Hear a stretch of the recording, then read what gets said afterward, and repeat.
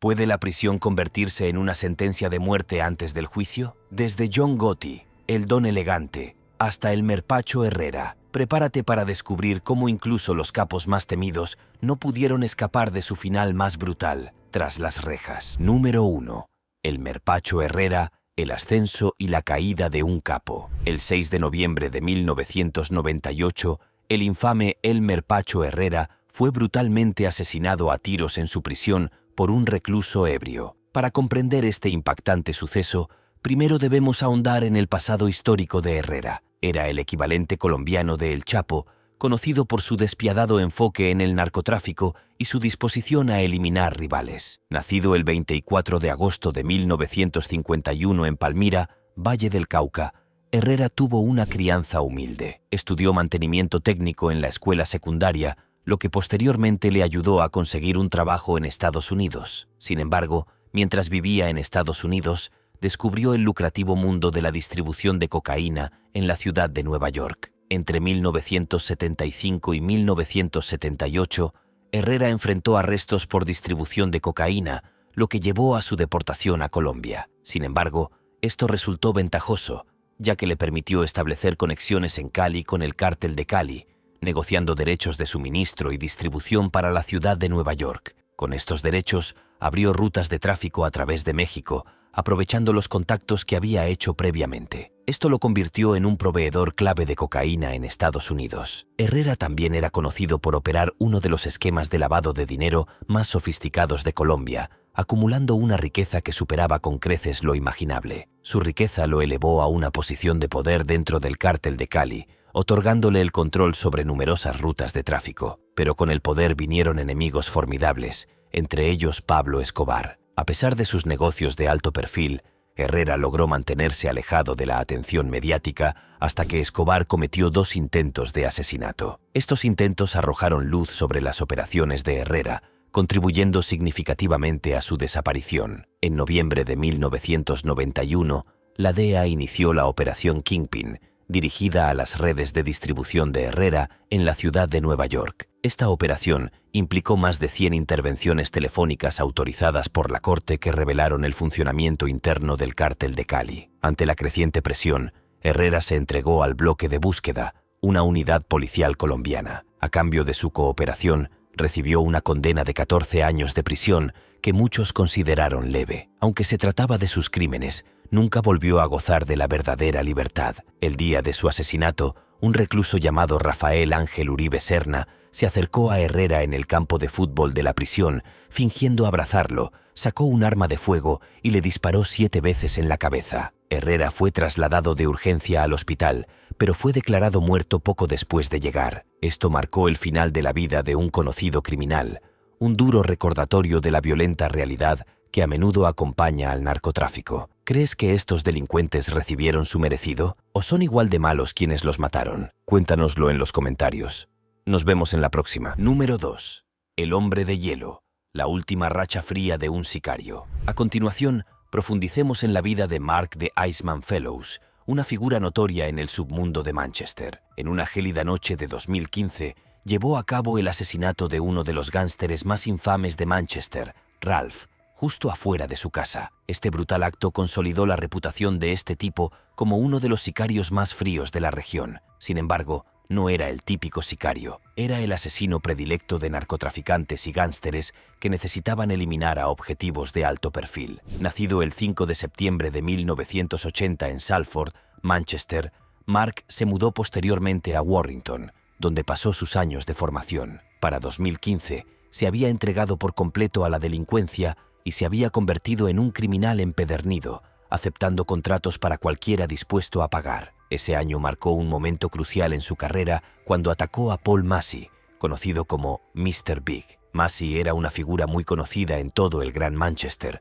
principalmente por su participación en el tráfico de drogas durante la explosiva escena rave de la década de 1990. A pesar de cumplir una larga condena de 14 años por un apuñalamiento a las afueras de una discoteca en 1999, siguió siendo una figura formidable incluso después de su liberación. Aquella fría noche en Clifton, Salford, Mark, vestido con uniforme militar, tendió una emboscada a Massey al llegar a casa, disparándole varias veces en una ejecución calculada. 3 años después, volvió a atacar, esta vez contra Kinsella, el amigo íntimo y socio de Massey. Este sicario de 53 años paseaba a sus perros con su pareja embarazada cuando Mark se le acercó en bicicleta. En un acto brutal, disparó a Kinsella por la espalda sin previo aviso. Para colmo, intentó asesinar también a la pareja de Kinsella, pero ella sobrevivió milagrosamente al ataque. Las autoridades vincularon rápidamente a Fellows con ambos asesinatos, lo que condujo a su arresto.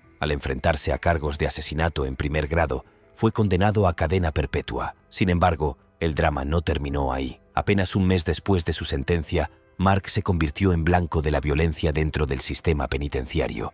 Fue atacado con una cuchilla de afeitar y, a pesar de buscar ayuda del tribunal y de las autoridades penitenciarias, no recibió ninguna. Unas semanas después, fue brutalmente apuñalado en el cuello varias veces mientras estaba en su celda. Número 3.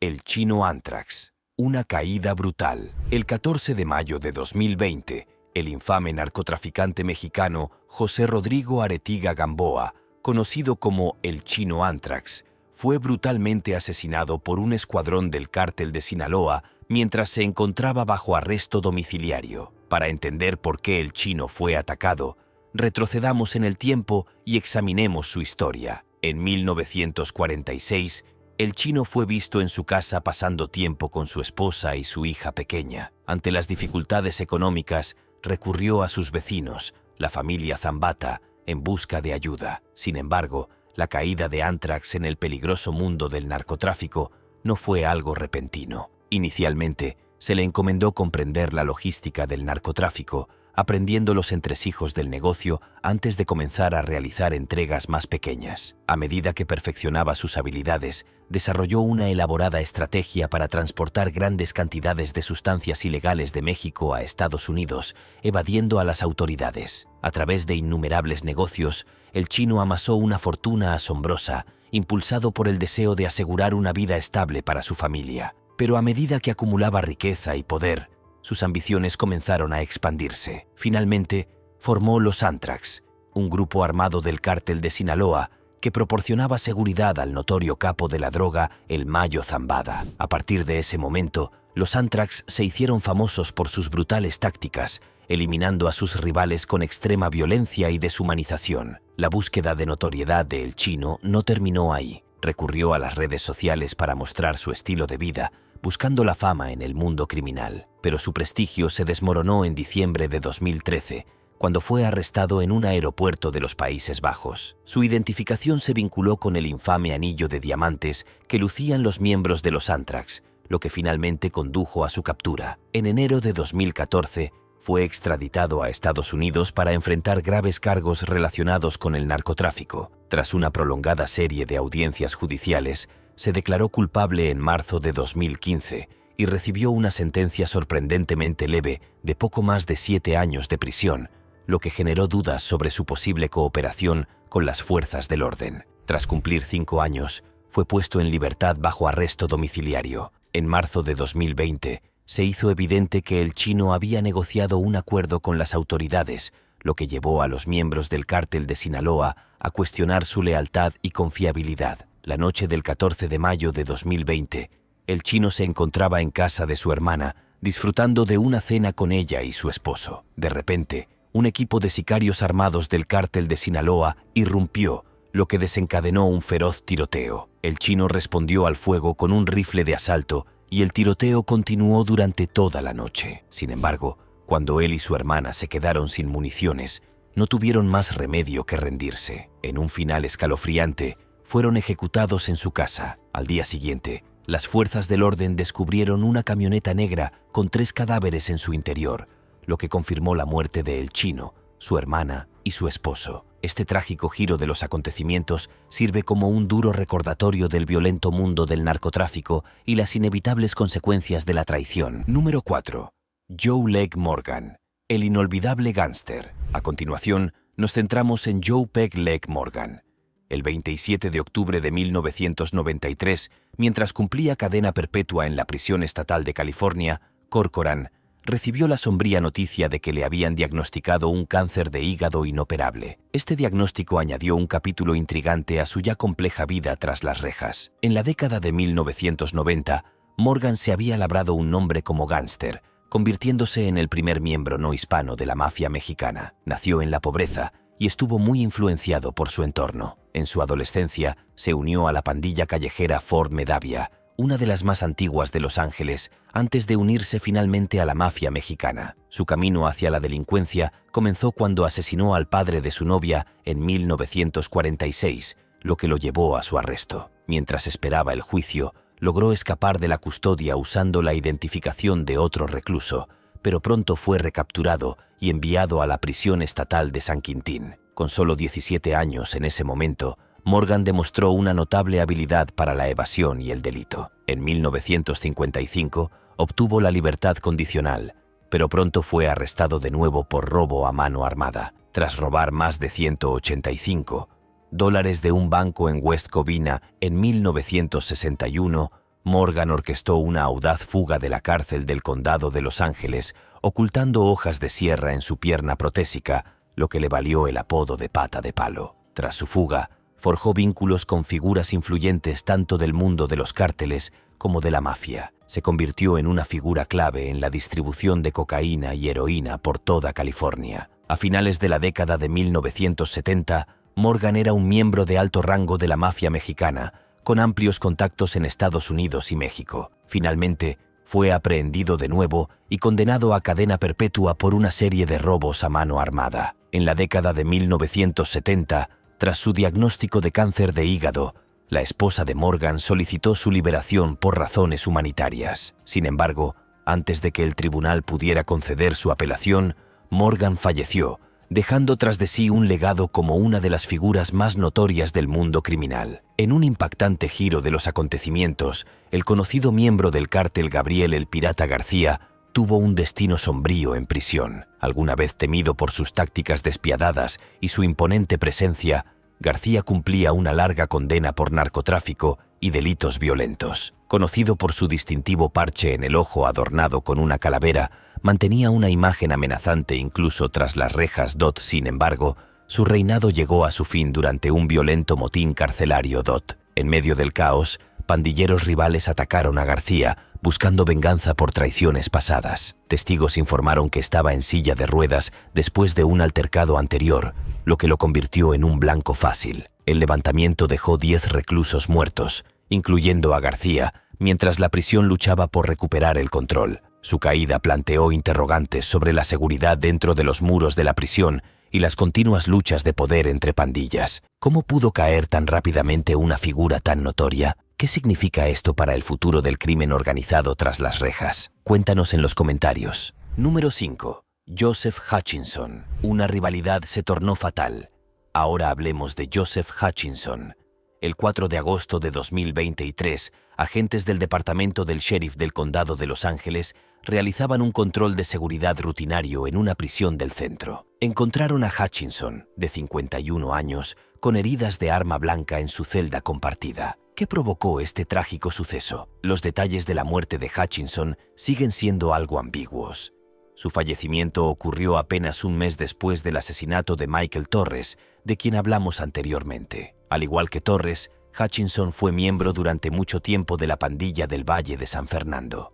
Conocido en las calles como Capone, manejaba los intereses financieros de Torres y se aseguraba de que sus órdenes se cumplieran tanto dentro como fuera de la prisión. A pesar de su pasado criminal, durante su estancia en prisión, Hutchinson formó equipo con Martínez, de la pandilla Rosemead Lomas. Tras el asesinato de Torres, Martínez tomó el control de las operaciones de la prisión y Hutchinson se convirtió en su mano derecha. Sin embargo, esta alianza resultó fatal. Los miembros de la facción de Torres consideraron la alianza de Hutchinson con su pandilla rival una traición. El 3 de agosto de 2023, los reclusos denunciaron que la celda de Hutchinson fue invadida por leales a Torres, quienes rápidamente lo apuñalaron hasta la muerte. Al amanecer, fue encontrado en un charco de sangre. Lamentablemente, fue declarado muerto pocas horas después. Número 6. Rodney Hutt DeLong Jr. y Robert John Stockton, un encuentro mortal. Exploremos un caso que pone de relieve el peligro de las dinámicas carcelarias. 12 mayo de 2018, Rodney Hood DeLong Jr.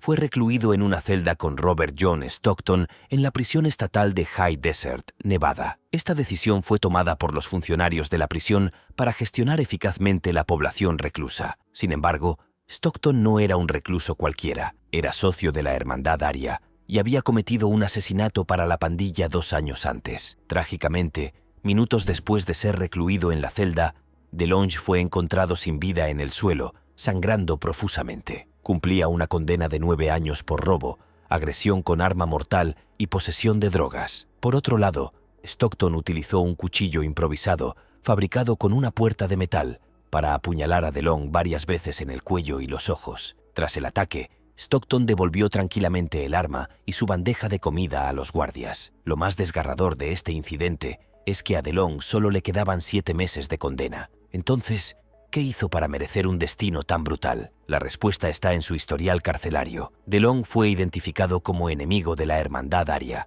Esto lo convirtió en un objetivo para cualquier miembro de la pandilla, incluyendo a Stockton, quien enfrentaba la amenaza de represalias si no actuaba contra DeLong. Número 7.